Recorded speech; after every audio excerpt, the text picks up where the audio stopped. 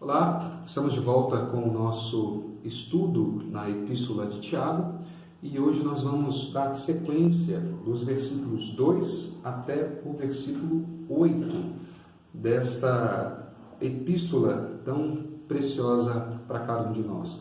No encontro passado, nós falamos sobre o destinatário da carta, nós falamos sobre quem foi o autor, quem foi o Tiago, para quem Tiago escreveu, por que Tiago escreve essa carta e algumas lições para nossa vida hoje. A gente vai continuar neste mesmo propósito e agora entrando especificamente no conteúdo da carta a partir do versículo 2. Nós vamos do versículo 2 até o versículo 8 com o grande tema Tiago, sendo essa epístola, a verdade na prática, e especificamente dos versículos 2 até o 20, então hoje e na próxima terça-feira, o subtema, o subtítulo da nossa meditação, da nossa exposição, será como responder às adversidades. Como responder às adversidades. Lembrando que o PDF desse estudo vai ser compartilhado também nos grupos da Terceira Igreja, e se você quiser entrar em contato solicitando também esses PDFs, a gente vai deixar o e-mail da igreja na descrição do vídeo, então entre em contato e a gente vai ter o prazer de mandar para você o PDF não só deste estudo, mas também do anterior e dos posteriores. Pois bem, Tiago, capítulo 1, versículo 2 até o versículo 8, nos diz assim: Meus irmãos, tende por motivo de toda alegria o passardes por várias provações, sabendo que a provação da vossa fé, uma vez confirmada, produz perseverança. Ora, a perseverança deve ter ação completa, para que sejais perfeitos e íntegros, em nada deficientes. Se, porém, algum de vós necessita de sabedoria, peça a Deus, que a todos dá liberalmente e nada lhes impropera, e ser-lhe-á concedida. Peça, porém, com fé, em nada duvidando, pois o que duvida é semelhante à onda do mar, impelida e agitada pelo vento. Não suponha esse homem que alcançará do Senhor alguma coisa. Homem de ânimo dobre, inconstante em todos os seus caminhos. Vamos orar mais uma vez? Senhor, nós queremos te agradecer por esse dia.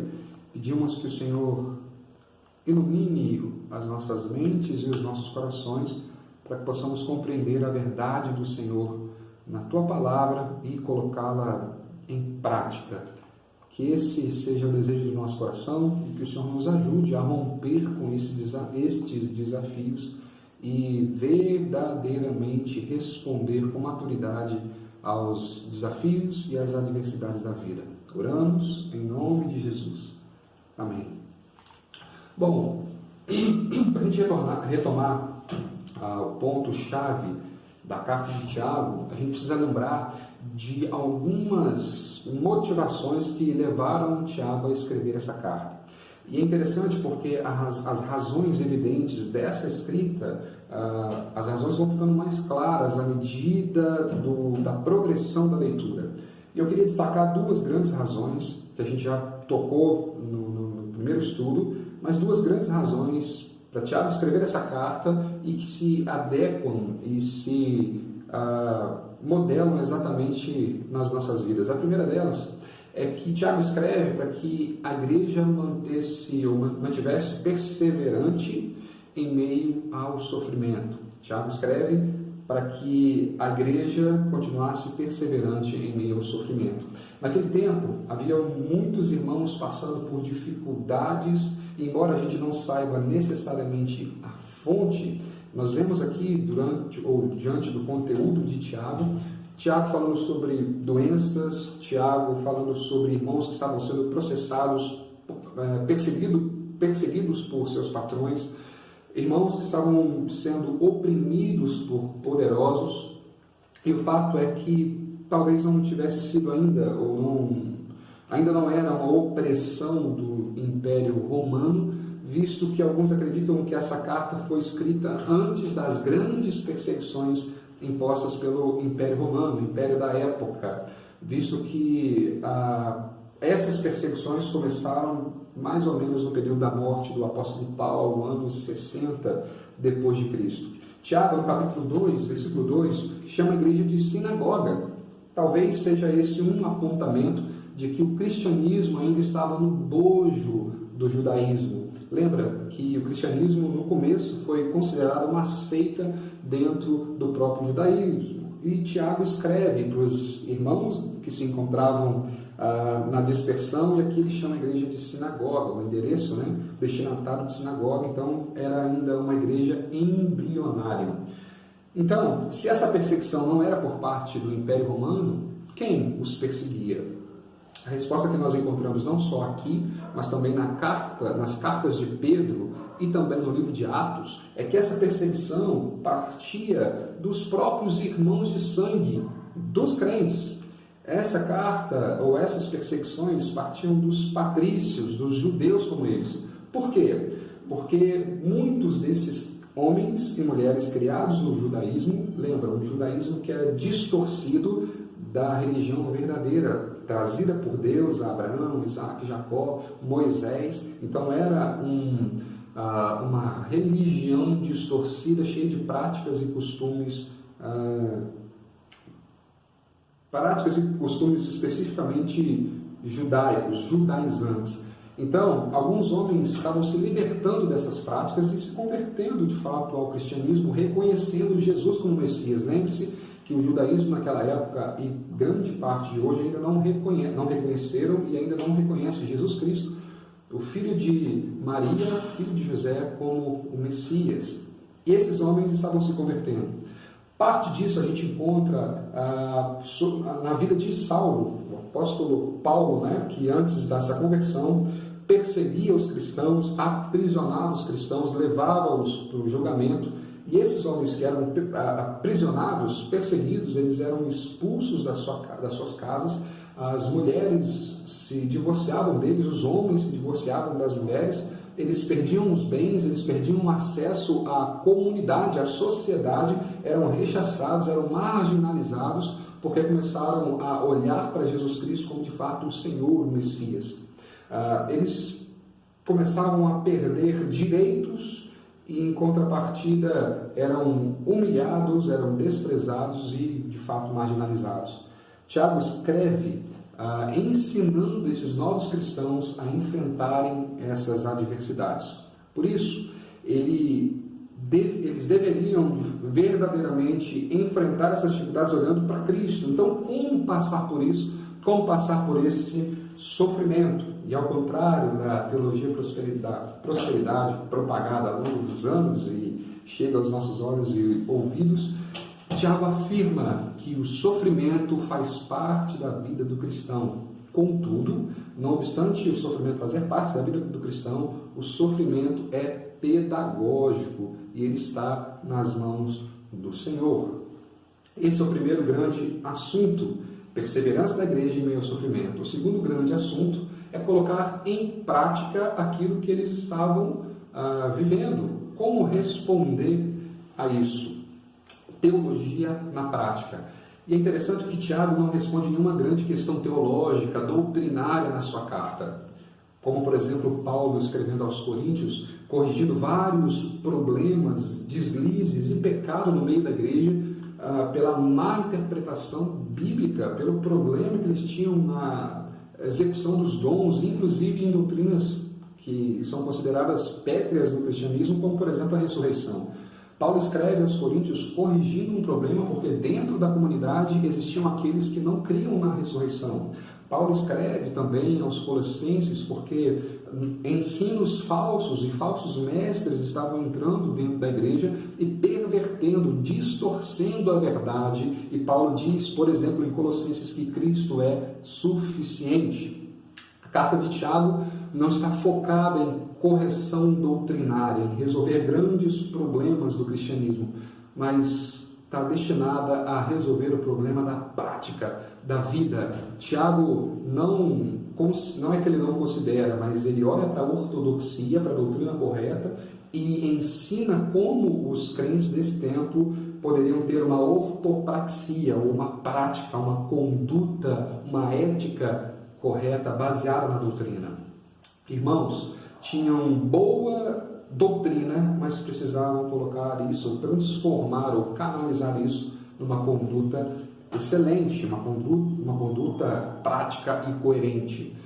E aí a gente vai ver num breve aqui esboço da carta, no capítulo 1, Tiago ensina que o verdadeiro cristão não é aquele que ouve sermões apenas, mas aquele que pratica. O verdadeiro cristão não é aquele que lê a Escritura, que conhece a Bíblia de capa a capa, mas aquele que a conhece, mas também pratica. Tiago, nesse capítulo 1, a gente vai falar disso daqui a pouco, nosso próximo estudo, ele define a religião como amor a Deus e amor ao próximo. Do mesmo jeito que Moisés recebe de Deus as tábuas da lei, os mandamentos verticais e horizontais, do mesmo jeito que Jesus resume os mandamentos em amar ao próximo e também a Deus, Tiago faz.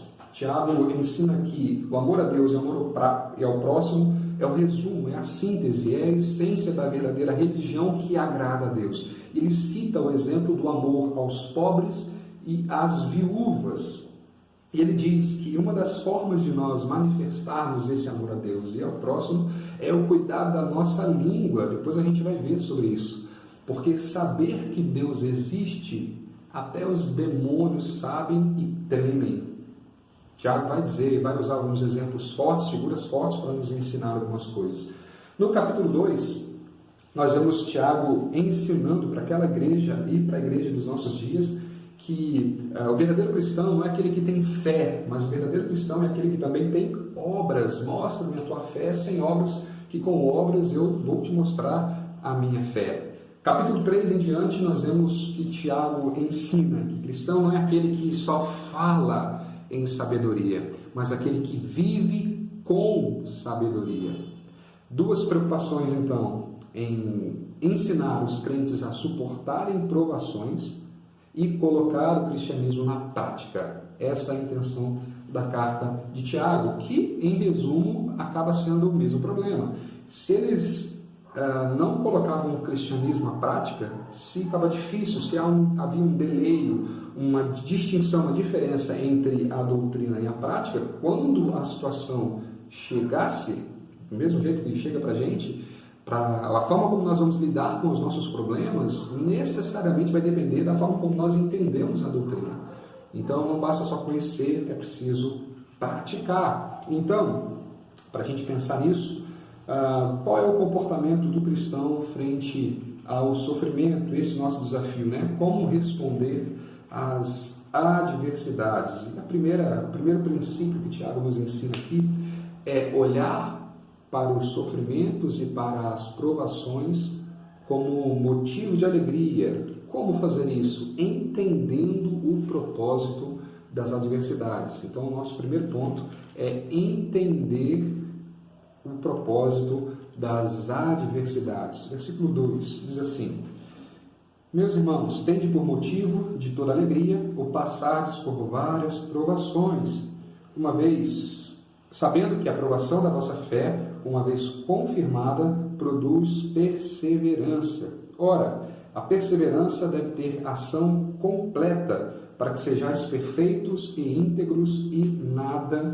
em nada deficientes. A palavra provação no texto grego era a palavra utilizada naquele tempo por aquelas pessoas que lidavam com a purificação de metais.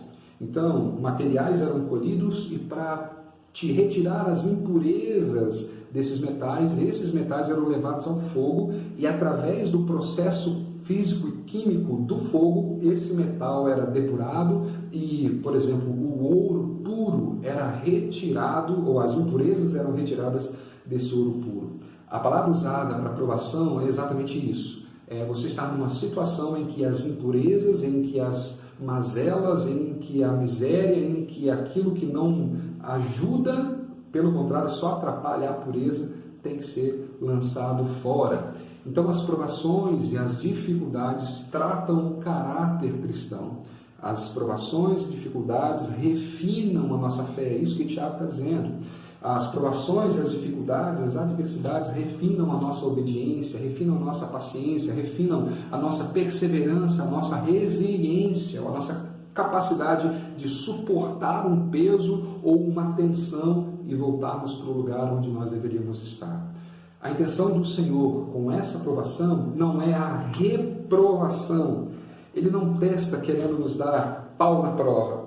Ele nos testa, ele nos prova exatamente para purificar e tirar as impurezas. E é isso que o versículo 3 vai dizer. Toda aprovação, ou sabendo que a aprovação da vossa fé, uma vez confirmada, uma vez que nós suportamos e vencemos, isso produz em nós e para nós perseverança. Tiago nos ensina que o alvo de Deus, permitindo o sofrimento, é aperfeiçoar a nossa perseverança. E o que é perseverança? A gente pode pensar em vários aspectos, né? No dicionário, e pegando o dicionário, trazendo para a Escritura, perseverança é a capacidade ou a habilidade de permanecer crente, mesmo quando tudo dá errado, mesmo quando existem dificuldades, permaneçamos crentes, confiantes no Senhor.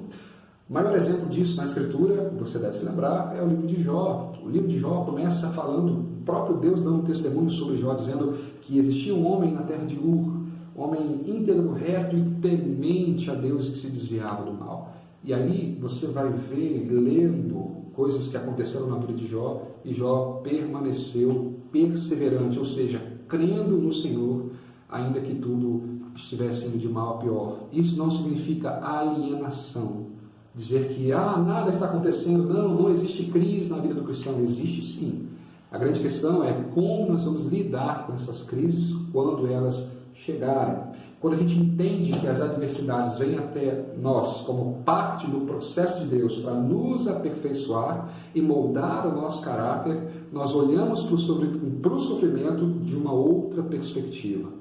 Quando eu entendo que o que eu estou passando é parte do processo de Deus para refinar a minha vida, o meu caráter cristão, eu enfrento essa dificuldade de uma outra forma. Eu entendo que isso não é fruto de um desejo cruel de um Deus que é questionável, mas eu entendo que isso é parte de um processo em que Deus usa para peneirar, para moldar o meu caráter. Pensa numa prova de autoescola. Você entra no carro e você sabe exatamente o que você tem que ser feito. Você sabe o que você tem que fazer. Você sabe que se o instrutor mandar você fazer uma vaga ou uma baliza, você tem que colocar o seu carro no meio de 2 outros carros para ser aprovado ali. Pensa só como seria difícil se você entrasse dentro do carro e não soubesse o que o instrutor quer que você execute para que você fosse aprovado. Difícil. Mas não, você sabe exatamente o que tem que ser feito. Você sabe que se ele parar e mandar você dar uma ré em determinado lugar, você sabe que você tem que fazer uma ré alinhada e ali tem que servir direitinho para que você seja aprovado. Teoricamente, a intenção do examinador é que você faça tudo o mais correto possível para que você então seja habilitado, para que você seja aprovado naquela prova e você saia dali já praticamente com a sua permissão para dirigir em mãos. Esse é o objetivo dos testes, de autoescola. O objetivo cristão da aprovação é exatamente te ensinar a viver de uma forma aprovada por Deus. Nós sabemos o gabarito, nós sabemos o que tem que ser feito, e isso não significa que será fácil. Talvez o instrutor da sua prova de autoescola possa ter te mandado ou te mandar fazer uma realinhada numa subida ou numa descida, depende da sua perspectiva. Talvez ele te mande fazer uma vaga num lugar bem estreito. Saber o gabarito não significa que a prova será fácil, mas uma vez aprovados, nós temos a habilidade, a permissão para conseguir o nosso objetivo. Nós seremos habilitados, seremos aprovados. Então, entenda o propósito do sofrimento na vida e nós continuaremos a viver de forma plena. A intenção do nosso Senhor é que nós diante do nosso sofrimento, é que nós continuemos crentes. Deus testa a nossa fé, não com o objetivo de nos reprovar, como nós falamos, mas que sejamos perfeitos e íntegros. Olha só o versículo 4. A perseverança deve ter a ação completa para que sejais perfeitos e íntegros e em nada deficientes. E para isso, Deus permite em sua providência que nós sejamos provados. Alguém já disse que não dá para fazer um omelete sem quebrar os ovos. E é verdade. Não dá para a gente testar ou passar no teste da paciência, da longanimidade, do domínio próprio, de sermos tardio em nos irar sem que haja tal demanda. Como eu vou ser de fato paciente se não existir uma situação em que demande que eu exercite essa minha paciência? Obviamente, tudo isso vem depois da queda. Nós estamos sujeitos a todos esses problemas segundo a providência de Deus. Nós temos recursos também para enfrentá-los.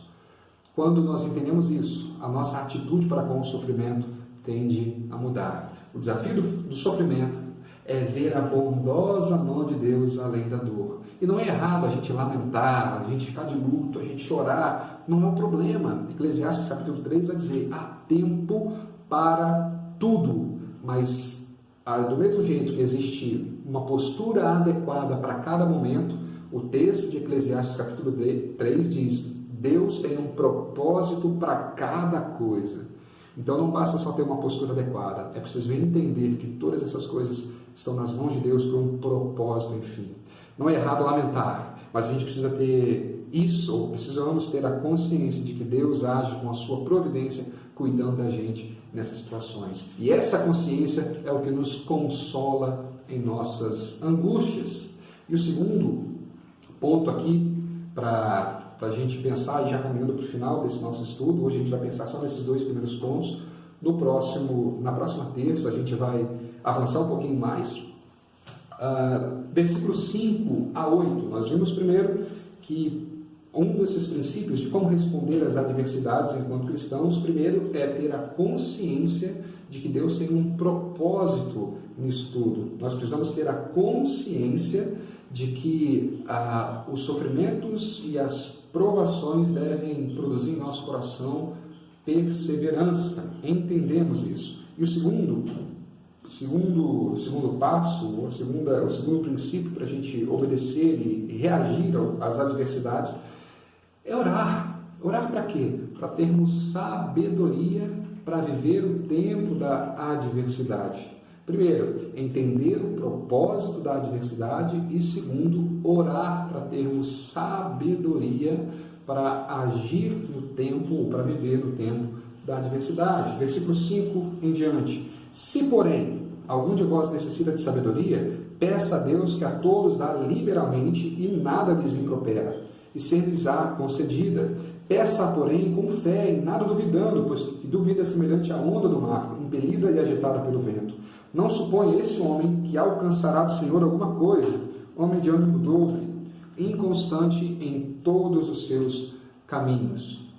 A gente precisa prestar atenção, porque o versículo 5, essa perícope, esse bloquinho aqui, não fala de sabedoria por sabedoria, ou em si mesma, mas o versículo 5 está diretamente ligado ao versículo 4. O versículo 5 é a continuidade do argumento, é a continuidade do pensamento descrito aqui no versículo 4.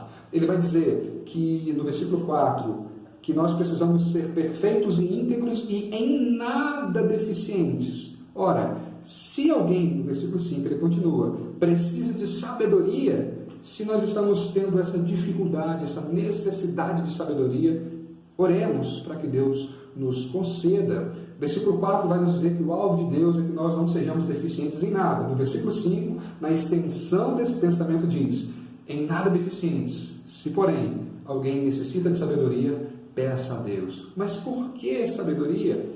Porque sabedoria é o que a gente mais precisa em tempos de adversidade. Uma vez eu vi o reverendo Augusto Nicodemos falando sobre esse texto, e é interessante porque ele diz, olha, o exemplo que ele usou, e eu vou me apropriar desses exemplos, os dois exemplos que ele deu. Ele diz assim, um pai crente, uma mãe crente, uma família crente que descobre que a filha adolescente está grávida, como reagir? Para muitos, não vou dizer todos, ok? Não estou generalizando, mas para muita gente que não é cristão, ou para muita gente que não tem uma afinidade com a Escritura, que não conhece a Escritura, que não tem a Escritura como regra de fé e prática, se a filha adolescente engravida, qual é uma das respostas cabíveis ou qual é uma das primeiras soluções a se pensar? Aborte, realize um aborto. Mas para a família cristã, como lidar com uma filha grávida? Um outro exemplo, se os negócios estão indo de mal a pior, talvez para alguém que não tem princípios cristãos, o que pode ser feito? Talvez sonegar um imposto, talvez maquiar as contas, talvez fazer parcerias equivocadas, e pode-se pensar um monte de outras soluções práticas, mas que são antiéticas e incoerentes com a vida cristã. Então a gente precisa de sabedoria. Por quê? Porque no caso de uma família crente que a filha engravida, como reagir? A gente precisa de sabedoria. No caso de empreendedores, de empresários cristãos, seja de grandes empresas ou de pequenos negócios, o negócio não está muito legal nesse tempo de coronavírus. Então, como o empresário cristão deve se comportar? Como ele vai agir com sabedoria nesse momento? Como ter estratégia para isso? E sabedoria aqui não é intelectualidade. Sabedoria aqui não é cultura. Não é isso que Tiago está dizendo.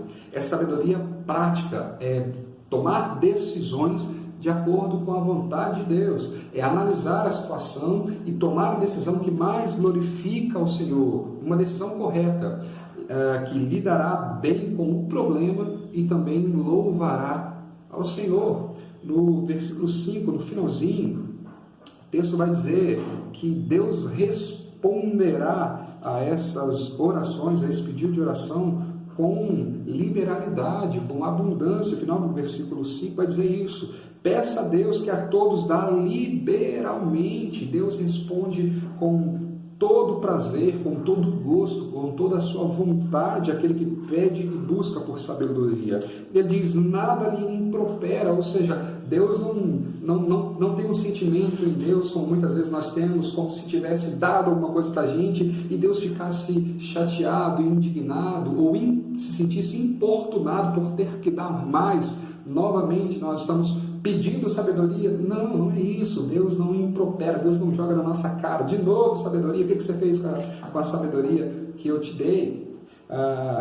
Tiago nos lembra também que para que a gente tenha de fato essa sabedoria, é necessário uma condição. É necessário nós termos a confiança de que Deus nos ouve. Olha só, no versículo 6. Peça, porém, com fé, em nada duvidando, pois o que duvida é semelhante à onda do mar e um homem de ânimo dobre. Confiança em Deus é a condição para pedirmos e recebermos de fato a sabedoria. Que o seu coração é entender ou confiar que o coração santo de Deus está inclinado para o sofrimento dos seus filhos, sem duvidar do interesse de Deus, do amor de Deus e até mesmo sem duvidar do poder de Deus em nos guiar e socorrer nesse momento de dificuldade. E aqui que o nosso coração se enche de dúvidas, e aqui que nós vacilamos, quando nós oramos, pedimos e pensamos, será que mesmo diante de tantas situações e dificuldades, Deus ainda há de me abençoar? Será que realmente eu vou ter sabedoria para agir dessa forma? Lembrando que sabedoria não é intelectualidade. Quanta gente que a gente conhece que tem um currículo acadêmico brilhante, mas que tem sérias dificuldades de tomar decisões simples na vida. Gente que é inculta aos nossos olhos e aos olhos da sociedade, mas que tem sabedoria prática de vida absurda. Gente iletrada, que sabe muito mais de vida, sabe muito mais de princípios bíblicos, de doutores da lei. É interessante a gente pensar nisso. Então, a condição é fé. E o Tiago nos convoca a lembrar do propósito do sofrimento. Deus está moldando a nossa fé, Deus está moldando o nosso caráter, Deus está moldando a nossa vida. Tiago, então, faz duas analogias quanto a pessoas que duvidam. A primeira delas está aqui no versículo 6 mesmo, na parte B, no final do versículo. Pois o que duvida é semelhante à onda do mar impelida e agitada pelo vento. As ondas vão para onde o vento leva, onde o vento bate. Quando o vento sopra da terra para o mar, as ondas ficam mais calmas. Mas quando o vento sopra do mar para a terra, o mar fica mais agitado, as ondas são mais bravias. E quando a gente para perceber e pensar nisso, a onda verdadeiramente é uma figura de inconstância, uma figura de pessoas, ou aqui no caso, uma pessoa que é levada para qualquer lugar. Imagina uma rolha no mar, agitado para um lado para o outro, e a pessoa, como o mar, como as circunstâncias, o vento batendo nesse mar e a pessoa como uma rolha agitada, indo para um lado e indo para o outro. Quando o vento sopra forte, ela está naquela constância. Quando a brisa suave bate, ela está de uma outra forma. Quando a brisa traz serenidade, a pessoa ora. Ela dá o dízimo, ela vai à igreja, ela visita o irmão, ela lê a escritura. Mas quando o vento agita a maré, ela para de orar, ela para de ler a escritura, ela para de evangelizar, ela deixa de contribuir, afinal as coisas estão tão complicadas. Tiago compara essa pessoa a ondas do mar que são impelidas pelo vento. O que duvida, este que tem altos e baixos, ainda não entendeu que quem de fato Deus é, e acaba medindo o Senhor, medindo a Deus segundo as suas próprias emoções. Mas nisso tudo, Deus é a rocha eterna. Brisas suaves e tormentas apavoradoras não afetam nem a existência e nem a essência do nosso Senhor. E é isso que Tiago está dizendo aqui. E a segunda figura que ele coloca no versículo 8 é o homem de ânimo dobre, inconstante em todos os seus caminhos. Essa figura, ou essa expressão, ânimo dobro, na língua grega, é uma palavra só. É como se fosse um homem de duas almas. Sabe aquela figura dos desenhos em que a pessoa tem que tomar uma decisão e aparece aqui um anjo e do outro lado aparece um diabo? E aí eles ficam brigando, tentando tomar a mente da pessoa. A figura que Tiago mostra para a gente aqui é algo parecido. É um homem que tem duas almas, uma pessoa que tem duas vontades, é um cabo de guerra no coração, em que uma hora um lado puxa para cá e ganha, outra hora o outro lado puxa e vence essa disputa. Um homem que é inconstante entre a dúvida e a fé, entre Deus e os ídolos do coração. Tiago vai dizer, não sejam assim. Porque a consequência dessa dúvida ou desse ânimo dobre, de um dia que somos como Davi, aptos e dispostos a matar Golias, leões e ursos, mas tem dias que a gente não pode chegar na nossa janela, que nós fracassamos e fraquejamos apenas no olhar quando nós observamos Batseba pela janela. Isso não quer dizer que a vida cristã não tenha altos e baixos, porque ela tem. A vida cristã é cheia de adversidades e, de fato, tem dia que a gente está como Davi lutando contra leões e ursos, mas tem dia que a gente está mais fragilizado. A grande questão e o grande desafio é manter a mesma fé quando a gente está super-homem e manter a mesma fé quando a gente está ali fragilizado. Quando nós somos cheios de força e quando nós estamos ali cheios de dúvidas, de questionamentos e de adversidades. Porque se a gente não for assim, se a gente não manter a mesma fé, a consequência é horrível, é terrível. O versículo 7 diz isso. Não suponha esse homem que é como as ondas agitadas e homem de duas almas, não suponha, versículo 7, esse homem que alcançará do Senhor alguma coisa. Então o versículo 7 vai dizer que as nossas orações são prejudicadas diante dessas coisas. Por causa da nossa dúvida, não dúvida no sentido de questionamento, mas dúvida no sentido de incredulidade, quando a gente atribui a Deus esses questionamentos no sentido de duvidar do Senhor. Entende? Então a gente precisa pensar nisso. E o versículo 7 é muito claro. Não suponha esse homem que alcançará do Senhor coisa alguma. Concluindo, Tiago nos ensina então dois princípios nesse nosso dia. Terça-feira a gente continua para talvez mais 2 ou 3 dentro desse tema de responder às adversidades. Tiago nos ensina aqui dois princípios. O primeiro, resumindo e concluindo, nós devemos entender o propósito da adversidade, que é modelar o nosso caráter, modelagem de caráter. A perspectiva sobre o sofrimento determina as nossas atitudes e as nossas atitudes definirão os nossos resultados. perspectiva sobre o sofrimento determina as nossas atitudes e as nossas atitudes determinarão os resultados. A questão não é se vamos passar por várias provações, mas sim como nos comportaremos quando as várias provações nos atingirem. A provação, irmãos, Tiago vai dizer, em síntese, a provação trabalha em nosso favor, não contra nós. Essa é a tese de Tiago nesse primeiro bloco. A provação não trabalha contra nós, mas a nosso favor. E nas palavras de Paulo, Romanos capítulo 8, versículo 28, sabemos que todas as coisas cooperam, trabalham em conjunto para o bem daqueles que amam a Deus. Depois a gente pode pensar nesse versículo com mais calma.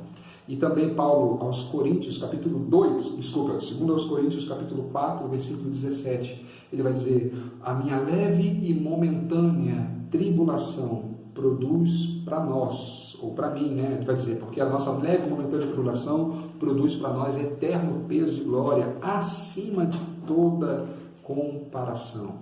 Então, nós precisamos entender o propósito da adversidade, que é modelar o nosso caráter. Em segundo lugar, nós devemos orar para que Deus nos dê sabedoria. Para quê? Para viver o tempo da adversidade com integridade. Lemos isso no versículo 4. Sabedoria, para orar para que Deus nos dê sabedoria, para viver o tempo da adversidade com integridade. Quando devidamente entendemos isso e sabiamente administrarmos as adversidades, as tribulações nos ajudarão a amadurecer. Na Bíblia, paciência não é uma aceitação passiva das circunstâncias, mas paciência é a perseverança corajosa diante do sofrimento e diante das dificuldades. Alguém já disse, uma vez disse que conhecimento é a capacidade ou a habilidade de desmontar coisas e conseguir entender como determinadas coisas funcionam. E essa mesma pessoa diz que, embora o conhecimento seja a habilidade de desmontar coisas, sabedoria é a capacidade de montar coisas. É a capacidade da gente entender, uma vez desmontado, para que cada coisa serve e como essa coisa, tanto desmontada como montada, vai me ajudar na vida que eu levo. A sabedoria é o uso correto do conhecimento, é o conhecimento na prática. Todos nós conhecemos pessoas que não passam de tolos bem informados, têm um histórico acadêmico brilhante, mas não são capazes de tomar boas decisões na vida. Não seja um tolo bem informado, seja um sábio na sua geração. Ore para que você tenha sabedoria, para que possa viver o tempo da adversidade com integridade, porque a sabedoria é necessária para que a gente entenda o tempo e viva esse tempo de forma prudente, a fim de que a gente não desperdice as oportunidades de amadurecer, que Deus nos concede de amadurecimento. Sabedoria ajuda a entender como usar as circunstâncias para o nosso bem e para a glória de Deus. Então, nós encerramos essa primeira parte aqui, de versículos de 1 a 8, nessa terça-feira, e na próxima terça-feira a gente continua sobre esse subtema, como responder às adversidades segundo a Epístola de Tiago. Lembre-se, nosso intuito é que a verdade se torne prática na sua vida e na vida da sua família. Vamos orar mais uma vez, agradecendo a Deus por essa oportunidade, pedindo que Ele continue falando ao seu coração, te abençoando para que esse desafio seja concluído com sucesso. E antes da gente orar, separei aqui 3 livros rapidinhos que talvez te ajudem nesse processo. São livros curtos, 2 curtos e um maior um pouquinho. O primeiro é o livro que a nossa mocidade tem estudado aqui. Nós temos estudado, na verdade nós começaríamos a estudar antes dessa epidemia, da pandemia, Crer é também pensar, de John Stott. Um livro que nos ensina como a razão é importante para o cristianismo. e como a razão e a fé caminham de mãos juntas, mãos dadas. Qual é o caminho da razão, da racionalidade na vida cristã? Talvez seja interessante e importante para você ler esse livro, um livro curto, fácil, rápido de você fazer a leitura. Um outro livro muito precioso, muito importante e que me ajuda muito é este, Práticas Devocionais, do reverendo Elben César, nosso querido Rev, publicado pela Ultimato. Esse do John Stott é ABU e este, Práticas Devocionais, publicado pela editora Ultimato. Essas práticas devocionais citadas aqui pelo reverendo Elben, como prática da leitura bíblica, prática da oração, prática do desabafo, da confissão, prática da confiança, da ousadia, do exercício da vontade, prática da alegria, prática do amor, são práticas que nos ajudam, como o subtítulo diz, exercícios de sobrevivência e plenitude espiritual. Livro muito importante, muito interessante, fácil de ler também, uma diagramação muito boa, com alguns exercícios de reflexão, então recomendo muito. E por fim, 12 mulheres extraordinariamente comuns, fala sobre como Deus usou as mulheres na literatura bíblica de forma poderosa, graciosa e gloriosa, como Deus, através de mulheres, abençoou maridos, filhos, pais, povos, nações, como através de mulheres Deus tem abençoado a sua igreja ao longo dos séculos, ao longo dos anos. Então, esses 3 livros para te ajudar a colocar a verdade na prática. Vamos orar mais uma vez. Senhor, nós queremos te agradecer por esse dia, te agradecer pelo privilégio de estarmos juntos aqui, meditando e aprendendo um pouco mais sobre a tua palavra. Muito obrigado que esse desafio de responder às adversidades pautados na tua palavra, segundo a tua vontade, seja vivido por cada um de nós como uma ferramenta mesmo de aperfeiçoamento, que tenhamos o entendimento de que as adversidades produzem e modelam o nosso caráter, produzem no nosso caráter o caráter de Cristo e modelam o nosso caráter segundo o caráter do nosso Senhor Jesus. E que também possamos ter sabedoria para viver em tempos de adversidade. Muito obrigado, oramos e agradecemos em nome de Jesus. Amém. Deus te abençoe, cuide-se bem.